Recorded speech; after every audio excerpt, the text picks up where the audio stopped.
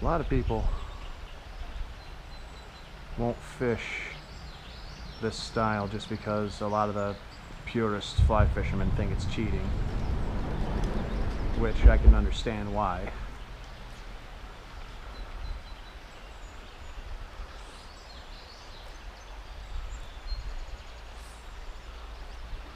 But why am I gonna go all day looking for a hatch just to cast some dry flies at something that might be really picky, when I can swing some nymphs down in front of their faces and have them react to that? And I have not fished that section of the pool, but it looks like I'm gonna. I just got to get down through here because I know this is deep.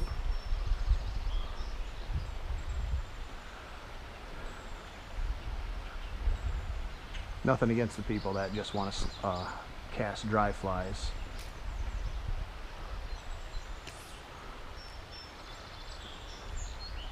I've done well fishing dries. I just picked this technique up last year. My cousin got me into it, and I have a lot of fun doing this. For those of you that are just getting into fishing for trout and get all confused about the flies and the hatches and all that stuff, this is the best way to build your confidence. You only need a handful of different kinds of nymphs. The only thing I've been slinging this year has been pheasant tails and princes. That's all that I've been throwing. I haven't been matching any kind of hatch.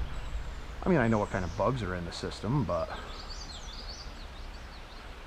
I'm not going out of my way to see exactly what's in here. I always carry a net with me in case I want to see what kind of bugs are around. But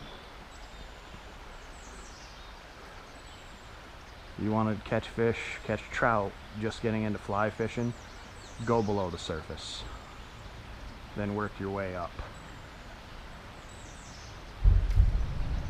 Oh, that was a good fish too. Damn.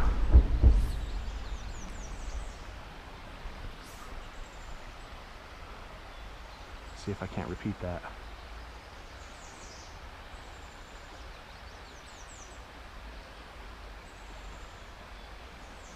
Just heard him splash behind me.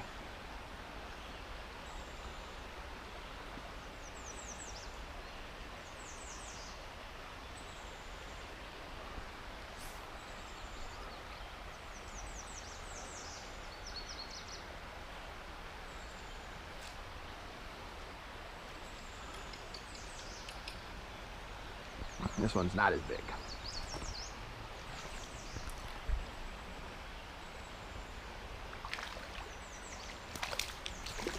To be honest with you, that's what I was expecting from the first fish.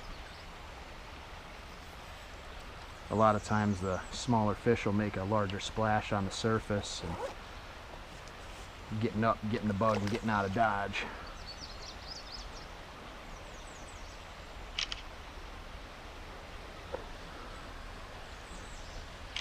That is a pretty little brown.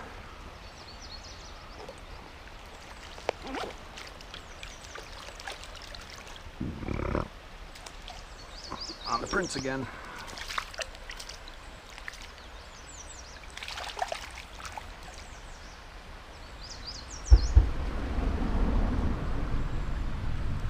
But anyway, to finish what I was saying, you throw it, that was a stocky. You throw a handful of nymphs in your bag, princes, pheasant tails, hare's ear is always a good example. Oh, what else? Get some caddisfly nymphs. I mean, you can go out with 5 or 6 different types of flies in your box and end up having days where you don't even have to switch until they destroy the fly or break it off. You want to use the smallest tippet that you can get away with depending on the clarity of the water. I generally use 5X tippet just because this rod, it's the Cortland Competition Nymph. It's meant for doing this. It's got a really soft tip onto it. It's a 3-weight, and you can get away with using smaller tippets onto it with handling bigger fish just because the tip of it is so supple. And I love this rod. I've wrangled bass on this. I caught a absolutely huge fall fish onto it right up the river from here. And I mean, you've seen it. That's something that takes practice. You want to have the nymphs right along the bottom. You ought to be able to feel them tick, tick, tick, tick, tick. But you don't, or you always want to set the hook every time you feel something, because it might be a fish, it might be a rock. But after you do this for a while, you can tell the difference between a rock and a fish for the most part. Come here. Woo!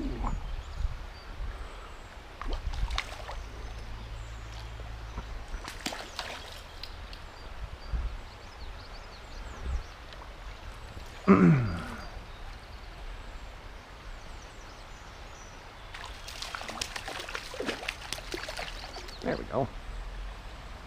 Another stocking.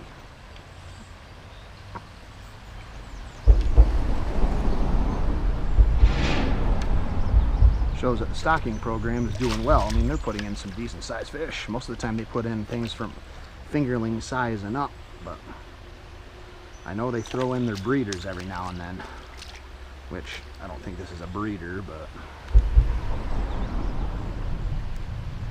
ouch, bit me. I'll say it again, these net retractors are amazing until you need to do something like this. Then they suck.